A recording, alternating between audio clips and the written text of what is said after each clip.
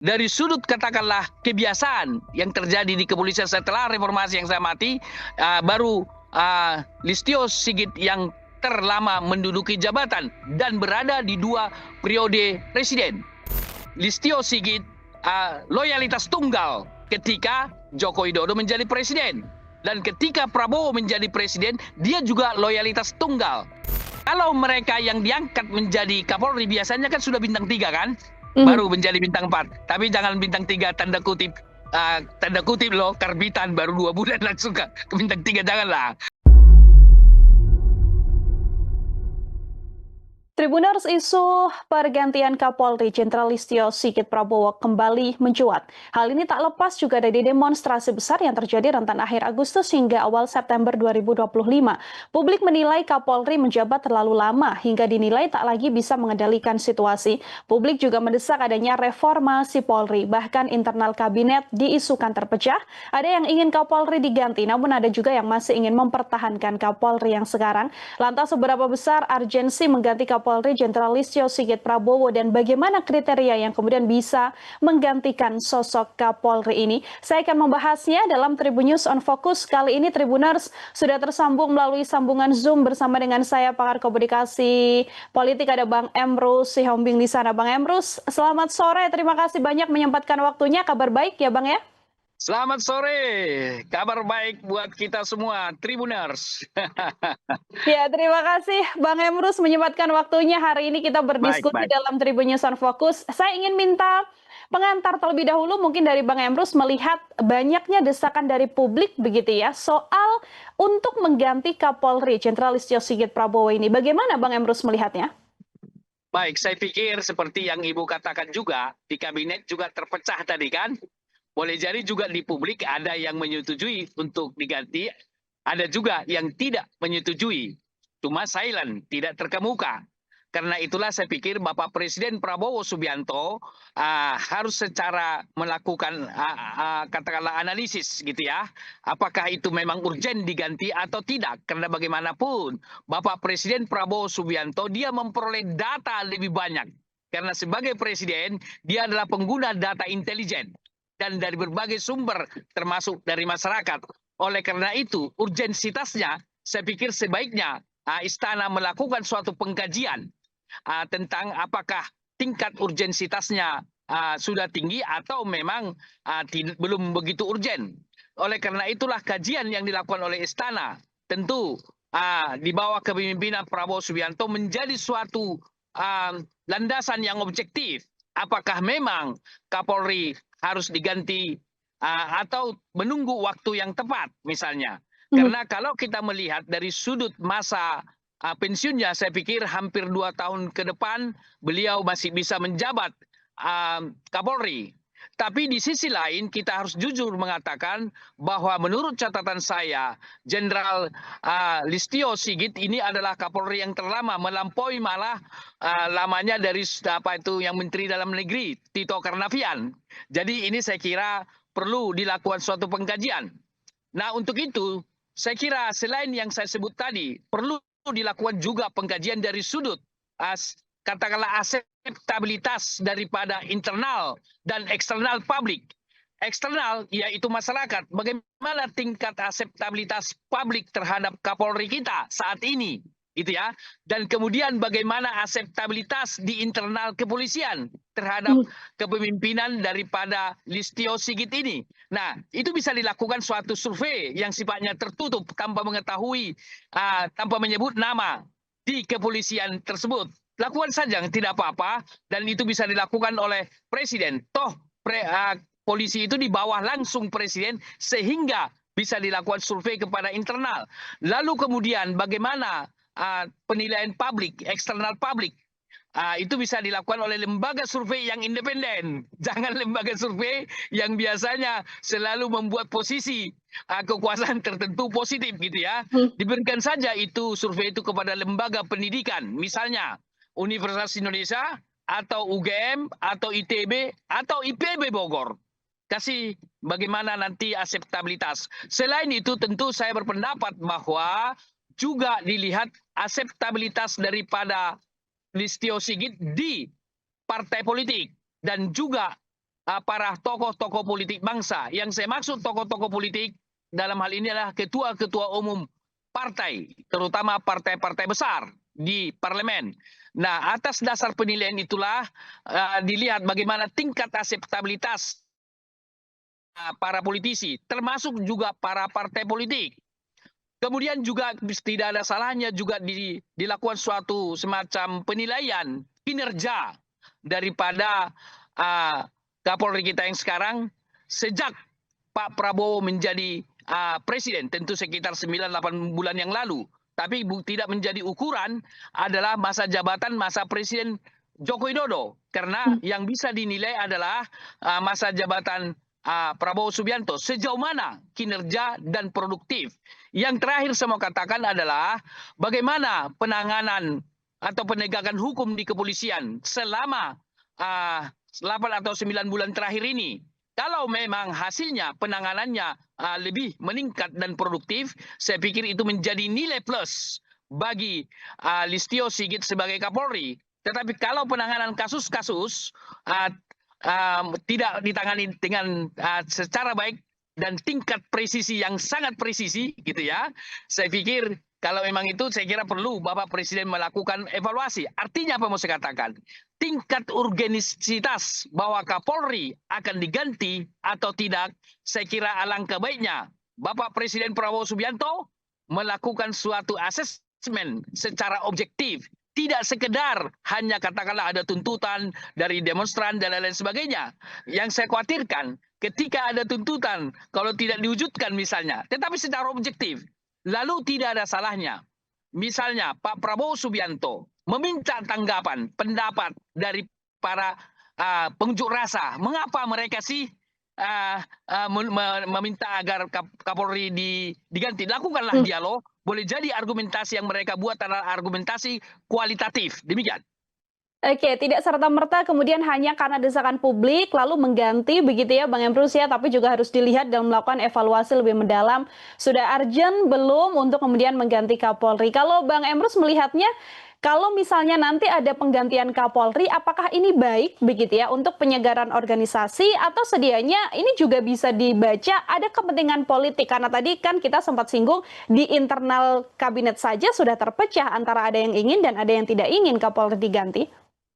Baik, untuk menghindari daripada katakanlah dari aspek pertimbangannya semata-mata politik, maka itulah yang saya tawarkan tadi.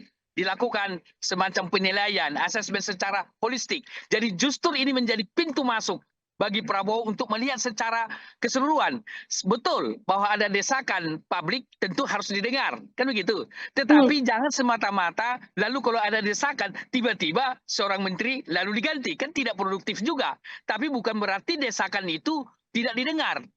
Maka saya katakan tadi, para pengunjuk rasa lakukanlah wawancara dengan mereka. Boleh jadi mereka bisa memberikan argumentasi-argumentasi yang terukur sehingga bisa menjadi pertimbangan.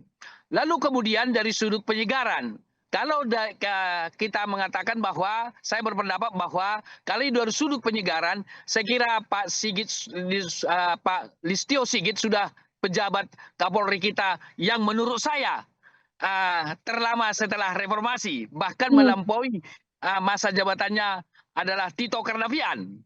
Nah, dari sudut itu, saya kira bisa saja ada disebut suatu penyegaran. Tetapi harus kita ingat bahwa Listio Sigit menjadi Kapolri kan termasuk angkatan yang lebih muda. Sehingga wajar kalau memang rentang waktu lebih lama dari sudut umur. Namun demikian, dari sudut katakanlah kebiasaan yang terjadi di kepolisian setelah reformasi yang saya amati, baru Listio Sigit yang terlama menduduki jabatan dan berada di 2 periode presiden.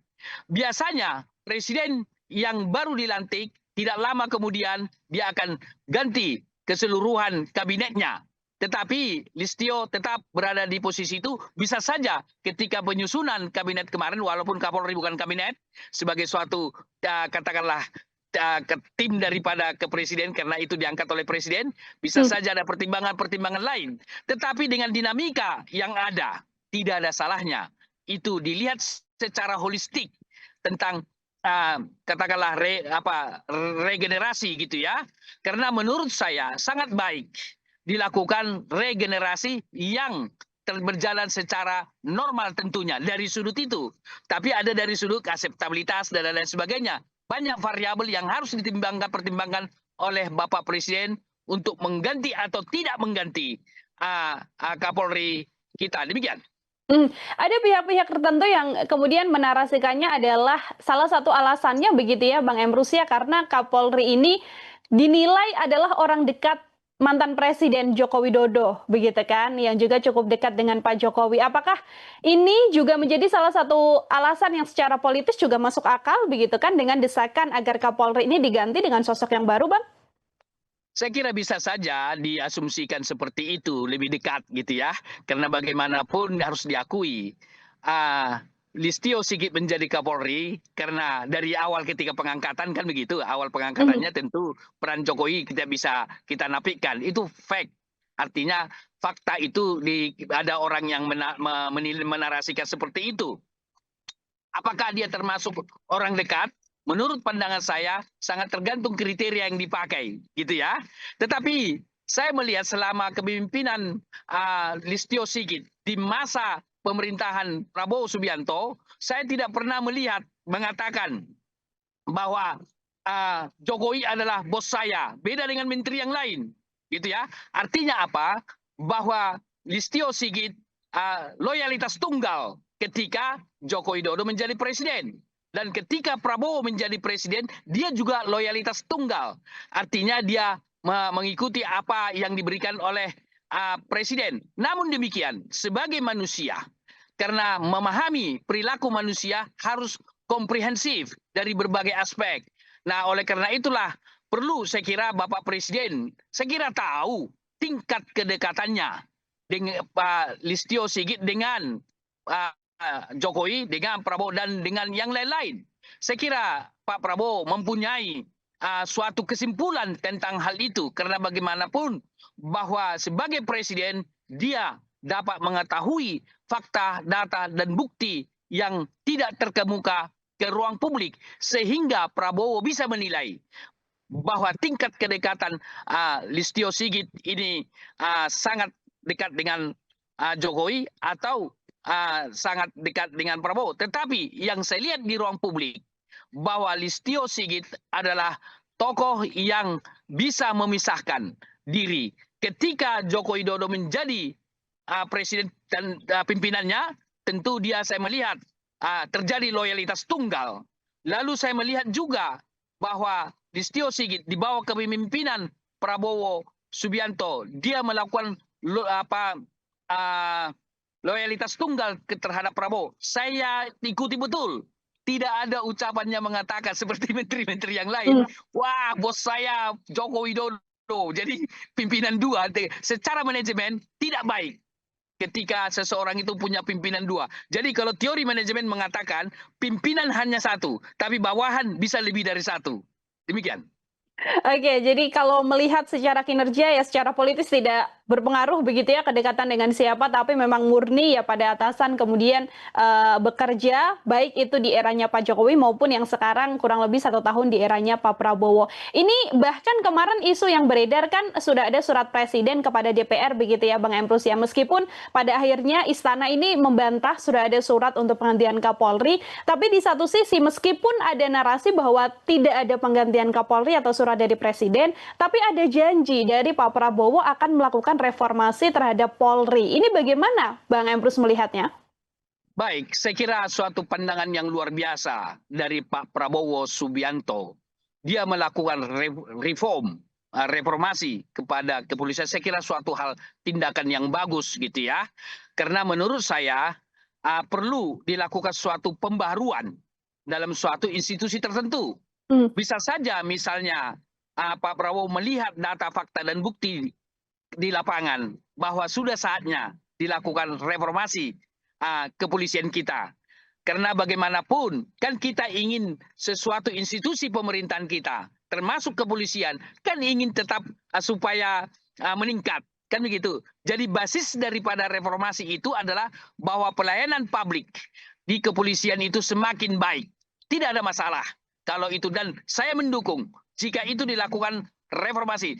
Hanya saja ketika dilakukan reformasi kepolisian supaya memang lebih independen, lebih objektif, lebih berpihak kepada rakyat, alangkah baiknya dibuat tim reformasi kepolisian yang selama ini mengkritik kepolisian dan yang mendukung kepolisian. Kan begitu. Saya kira ada beberapa purnawirawan kita kan bintang 3 yang selalu memberi, saya sebutlah kata masukan lah ya, atau kritik terhadap lembaga kepolisian kita karena memang mereka pernah bekerja di situ. Ini saya kira bisa bagian daripada tim reformasi ini. Tentu disertai dengan para akademisi-akademisi yang tidak punya kepentingan sama sekali terhadap katakanlah kepentingan-kepentingan yang ada faksi-faksi di kepolisian. Karena begini, setiap kelompok sosial, baik di kepolisian dimanapun, pasti terjadi faksi. Jangankan di kepolisian, di rumah tangga ada faksi-faksi loh Pak, Bu. Faksi ayah, faksi ibu ada kan? Ada itu. Jadi suatu hal yang normal. Kalau dikatakan, wah kami tidak ada faksi, ini kami kan manut kepada perintah komando, itu namanya menafikan tentang keberadaan sosial itu. Itu tidak bisa dinafikan. Nah, oleh karena itu tim daripada katakanlah tim daripada reformasi dibentuk. Salah satu yang dibicarakan adalah bagaimana supaya kepemimpinan Kapolri kita yang existing sekarang atau bakal boleh jadi diganti adalah kepemimpinan yang menyadari betul bahwa dunia telah berada di post-truth. Ya, post-truth itu adalah intinya adalah bahwa bagaimana mewacanakan suatu pesan dan lain-lain sebagainya untuk membentuk opini. Karena bagaimanapun acap kali juga bangunan-bangunan wacana yang ada di ruang publik bisa seolah-olah posisi kepolisian kita tidak di posisi yang tanda kutip nyaman gitu ya karena kritik. Karena memang didesain sedemikian rupa. Oleh karena itulah maka dilakukanlah dibentuklah tim reformasi ini secara objektif melihat misalnya dari sudut internal bagaimana jenjang kepangkatan, bagaimana tanda kutip jeritan para kepolisian kita di lapangan misalnya. Bagaimana kesenjangan penghasilan seorang jenderal dengan katakanlah sersan misalnya seperti itu. Itu bisa diperhatikan. Jadi jeritan-jeritan daripada kepolisian yang ada di lapangan bisa itu didengar. Sehingga ini menjadi suatu bahan yang digunakan mereformasi tentang kepolisian kita ke depan. Demikian. Termasuk kalau misalnya reformasinya ini adalah dengan mengganti Kapolri, begitu Bang Emrus, kalau dari analisa Bang Emrus, kriteria atau sosoknya harus seperti apa yang kemudian cocok di tengah dinamika politik yang kemudian terjadi saat ini pun juga agar bisa melihat begitu ya relasi antara pemerintah, kemudian Polri dan kaitannya juga dengan elit politik juga kalau di tanah air ini? Baik, jadi kalau reformasi inilah sebagai landasan apakah Kapolri kita diganti atau diteruskan sampai pensiun. Listio Sigit gitu ya. Apakah itu? Jadi atas dasar daripada reformasi ini dikaji sedemikian rupa. Nah, hasil temuan mereka bisa saja merekomendasikan bahkan mengatakan bahwa Kapolri kita diganti atau biarkan dipertahankan sampai masa jabatan misalnya. Jadi sehingga tim reformasi ini menjadi objektif, tidak menjadi suatu tim pembenaran akan tidak diganti atau diganti, kan begitu. Nah, seandainya katakanlah hasilnya perlu diganti, saya berpendapat sosok-sosok yang mana yang bisa menggantikannya. Kalau saya berpendapat, karena saya seorang komunikolog, bahwa aspek yang saya lihat aspek komunikasi. Jadi dia harus menjadi akseptabilitas diterima oleh semua kalangan. Akseptabilitas itu diterima kan komunikasi. Baru kemudian adalah dia mempunyai kedewasaan komunikasi. Jadi jangan misalnya Kapolri kita, tapi saya bukan tidak katakan Sigit Listio Sigit melakukan, tapi yang akan datang bahwa jangan sampai pendangannya yang membuat kegaduhan di ruang publik, gitu ya. Baru berikutnya adalah dia mempunyai kemampuan persuasi kepada publik dan kepada masyarakat. Dia persuasi. Jadi tidak serta-merta misalnya ada sesuatu lalu tindak tidak bisa demikian. Tetapi ada suatu gerakan yang dilakukan siapapun Kapolri kita yang akan datang diganti atau tidak, yang melakukan suatu kesadaran masyarakat tentang perpolisian itu. Jadi karena ada acap kali sekelompok masyarakat tidak menyadari bahwa kepolisian itu sangat penting. Saya terus terang, termasuk yang berpendapat kepolisian kita sangat kita butuhkan di Republik ini. Coba bayangkan, andaikan tidak ada kepolisian, boleh saja saya live di kebun saya ini tidak bisa karena kurang aman, misalnya seperti itu. Jadi oleh karena itulah maka diganti, apakah persyaratan yang dilakukan adalah kemampuan komunikasi yang tersebut tadi, termasuk di dalamnya kredibilitas pemimpin kepolisian kita yang akan datang. Karena apa? Harus sesuai ucapan dengan apa yang diucapkan, sesuai dengan apa yang dilakukan. Jangan berbeda. Begitu ya. Termasuk bukan dirinya sendiri, tetapi adalah jenjang yang ada di bawahnya, misalnya Kapolda dan lain-lain sebagainya. Karena bagaimanapun di kepolisian itu kan sistem komando, boleh dikatakan top down. Jadi kalau ada suatu anak buah Kapolres, Kapolda dan lain-lain yang tidak sejalan dengan keinginan masyarakat, tentu Kapolri harus bertanggung jawab. Oleh karena itu bahwa seorang Kapolri harus kredibel di mata masyarakat dan harus juga kredibel di mata semua bawahannya.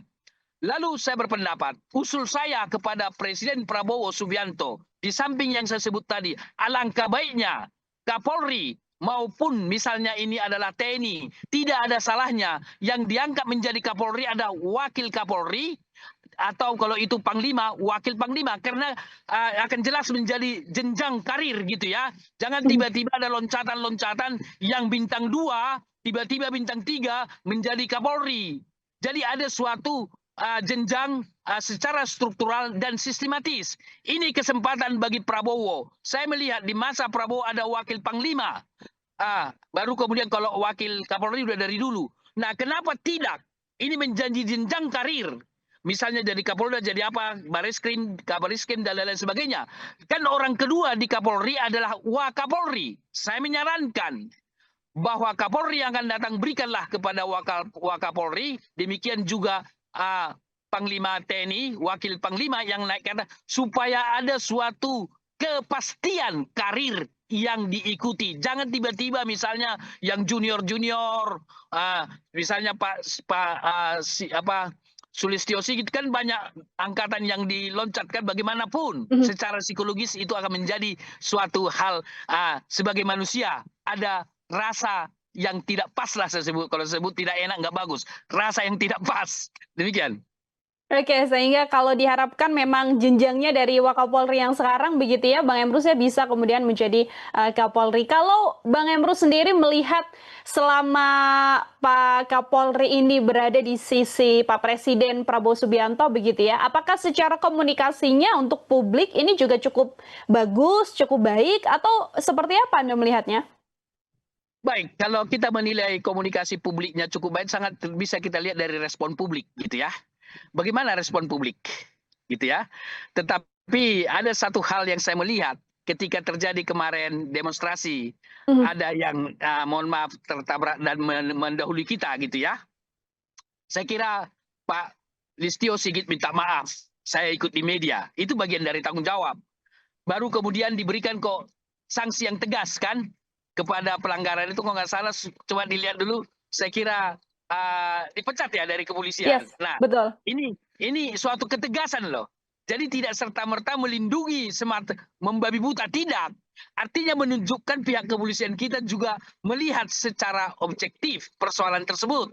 Namun demikian bahwa orang yang yang melakukan atau yang mengendarai kendaraan yang menabrak itu, saya pikir perlu juga didalami secara psikologis. Apakah itu ada mens reanya, kan begitu? Karena terus terang, menurut saya, dan bahkan saya pernah live di suatu media besar di Indonesia, bahkan mereka mengatakan bahwa kepolisian yang melaksanakan tugas di lapangan itu mereka itu melaksanakan tugas.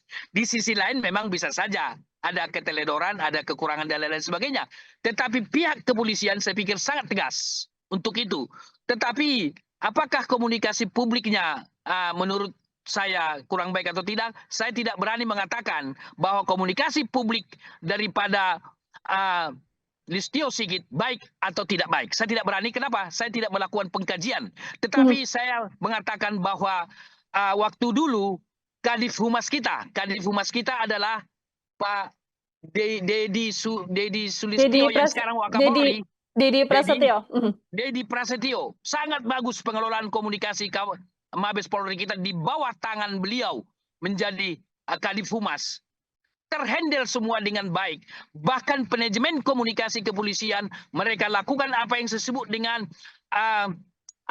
imunisasi komunikasi. Imunisasi komunikasi adalah belum terjadi isu itu sudah mereka lebih dulu menjelaskan kepada masyarakat. Jadi muncul kesadaran. Kalau sekarang saya melihat lebih cenderung apa? Yaitu komunikasi publik pemadam kebakaran. Kalau ada masalah baru dihandle. Nah, jadi artinya bahwa pernah terjadi pengelolaan komunikasi di Mabes Polri di bawah kepemimpinan Dedi apa Prasetyo. yang sekarang Prasetyo, sangat bagus sekali. Demikian.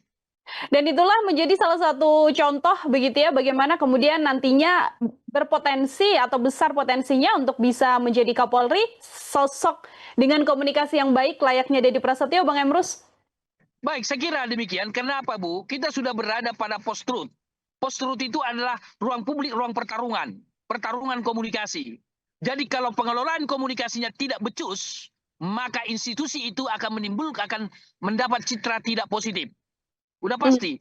Jadi acap kali pengelolaan komunikasi dianggap, Ibu, komunikasi ini, wah, mengcounter isu. Jadi pemadam kebakaran, membenarkan tindakan dari pimpinan. Tidak. Seorang pimpinan divisi komunikasi atau humas Kapolri, humas dari Mabes Polri harus bisa tanda kutip penasehat komunikasi bagi Kapolrinya. Harus berani, Pak Kapolri. Nah itu, ini sebaiknya kita tidak lakukan atau jangan dilakukan atau kita begini cara mengelolanya, misalnya seperti itu. Tapi acap kali kan ini tergantung kepada kepemimpinan loh, karena dia merasa siapapun Kapolrinya ya, karena dia merasa pimpinan nomor 1, maka di bawahnya nggih semua kan.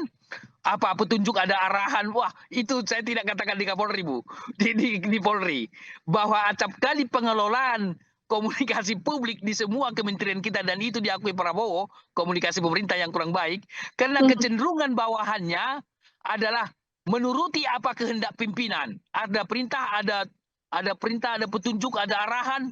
Itu sehingga anak buah tidak berani berbeda pendapat. Padahal berbeda pendapat di dalam internal instansi sangat bagus dalam menyelamatkan tanda kutip muka pimpinan instansi. Dalam hal ini juga Kapolri kita. Demikian.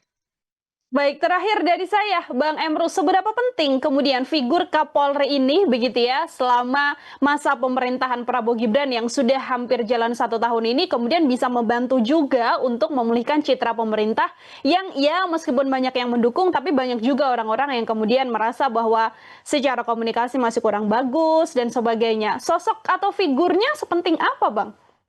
Saya kira sangat penting karena figur kepemimpinan akan menentukan pola kepemimpinan di suatu instansi yang bersangkutan. Udah pasti itu. Jadi kalau Ibu misalnya pemimpin redaksi, kalau saya pemimpin redaksi pasti beda, Ibu. Pasti. Jadi oleh karena itu kepemimpinan menjadi hal yang penting. Nah, kalau mereka yang diangkat menjadi Kapolri biasanya kan sudah bintang 3 kan? Baru menjadi bintang 4. Tapi jangan bintang 3 tanda kutip loh, karbitan baru 2 bulan langsung ke bintang 3, janganlah. Jadi, nah kalau misalnya sudah bintang